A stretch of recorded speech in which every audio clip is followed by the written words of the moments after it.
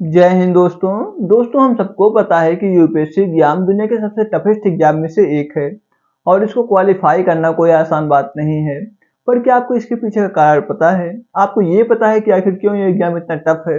अगर आपको इन सब के बारे में कोई आइडिया नहीं है तो आज के इस वीडियो के अंदर हम इन्हीं सब के बारे में डिटेल में डिस्कशन करने वाले हैं, तो आप भी वीडियो के अंत तक बने रहें और इसको समझें। तो चलिए दोस्तों, वीडियो को लंबा ना करते हुए वीडियो को स्टार्ट करते हैं।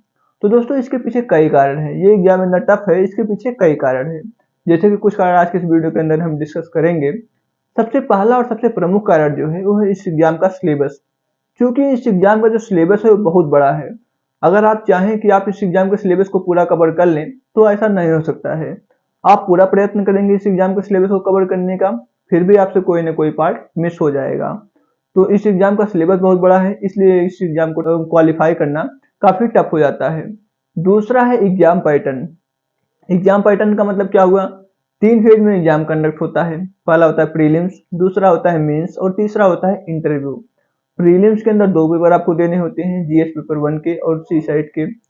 मेंस के अंदर आपको 9 पेपर देने हैं, 4 जो है जीएस के देना है, 2 ऑप्शनल का, 1 एससी का और 2 लैंग्वेज का। क्योंकि लैंग्वेज पेपर क्वालिफाइंग होता है इसलिए थोड़ा सिंपल होता है, बट बाकी जो पेपर्स होते हैं वो काफी टफ होते हैं।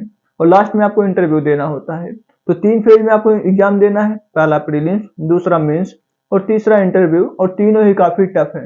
और अगर आप किसी एक फेज में जो है क्वालिफाई नहीं कर पाते हैं तो आपको नेक्स्ट ईयर फिर से जो है स्टार्टिंग से पेपर देना होगा प्रीलिम्स से ही। तो ये इस एग्जाम का जो है पैटर्न है वो काफी टफ हो जाता है। 3 फेज में आपको एग्जाम देना है, प्रीलिम्स मेंस इंटरव्यू, तीनों ही टफ है। तो ये हो गया। तीसरा जो कारण है वो है लिमिटेड सीट्स। चूंकि सीट्स लिमिटेड हैं, 700 से 800 के आसपास सीट्स हैं और जो कैंडिडेट एग्जाम देते हैं उनकी संख्या 10 लाख के आसपास है।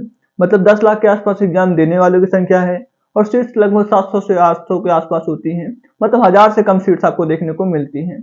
तो अगर आप एक परसेंटेज निकालें तो आप पाएंगे 0.7%, 0.8% जो है वो सिलेक्शन रेशियो है, जो कि 1% से भी कम है। तो ये हो गया एक, क्योंकि जो सीट्स हैं वो लिमिटेड हैं। चौथा जो है रीजन वो है सिलेक्टेड कैंडिडेट्स का। मतलब कि इस एग्जाम को ऐसे लोग भी दे रहे हैं जो कि ऑलरेडी सिलेक्टेड हैं, जो कि ऑलरेडी आईपीएस हैं, आईआरएस हैं, आईएफएस हैं। वो लोग भी इस एग्जाम को दे रहे हैं क्योंकि उनको आईएएस बनना है। मतलब अपनी रैंकिंग सुधारने के लिए लोग इस एग्जाम को दोबारा देते हैं। तो ऐसे लोगों के साथ compete करना जो कि ऑलरेडी सिलेक्टेड हैं, ये आपके लिए काफी टफ हो जाता है। मतलब उनको इस एग्जाम का काफी अच्छे से आइडिया है, उनको स्ट्रेटजीज पता है कि किस तरीके से पढ़ाई करना है, किस तरीके से उनको सिलेक्ट होना है। क्योंकि वो ऑलरेडी सिलेक्टेड है, उनको ये सब पता होगा। उन सबको इन सब के बारे में काफी अच्छे से आइडिया होगा कि इस एग्जाम को कैसे क्वालिफाई करना है। तो ऐसे लोगों के साथ compete करना काफी टफ हो जाता है। उसके बाद कुछ कैंडिडेट आपको ऐसे मिलेंगे जो कि ऑलरेडी प्रीलिम्स मेंस दोनों क्वालिफाइड हैं, वो इंटरव्यू में जाकर डिस्क्वालीफाई हो गए। या फिर कुछ लोग प्रीलिम्स क्वालिफाइड हैं, मेंस में जाकर डिस्क्वालीफाई हो गए।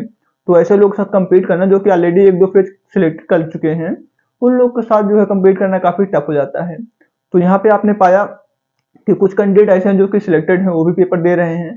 कुछ लोग हैं जो कि प्रीलिम्स मेंस दोनों क्वालिफाई हैं, वो भी पेपर दे रहे हैं। कुछ लोग हैं जो कि प्रीलिम्स क्वालिफाई हुए थे, मेंस में फेल हो गए थे, वो भी पेपर दे रहे हैं। तो ऐसे लोगों के साथ compete करना काफी टफ है। इसके बाद आप पाते हैं कि कुछ लोग ऐसे भी आपको मिलते हैं जो कि ऑलरेडी बहुत सालों से तैयारी कर रहे हैं, मतलब 5 साल 10 साल से इस एग्जाम की तैयारी कर रहे हैं। उन लोगों के साथ आपको compete करना है जिन्होंने 3-4 अटेम्प्ट दे रखा है, उनका 5वां या 6वां अटेम्प्ट है। तो ऐसे लोगों के साथ compete करना काफी जो है हार्ड हो जाता है, काफी चैलेंजिंग हो जाता है। तो ये सबसे बड़ा रीजन है। उसके बाद जो है, जो लास्ट में आप देखने को पाते हैं वो होता है डिमांड ऑफ द एग्जाम।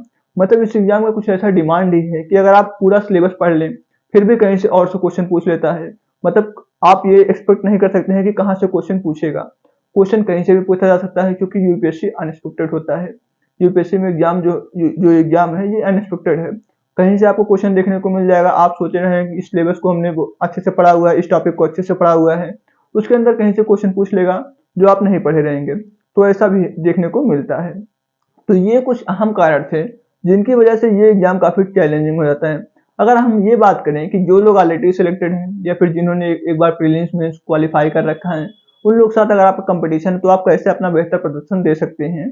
तो इसके इसके पीछे कुछ मैं आपको टिप्स दे देता हूँ।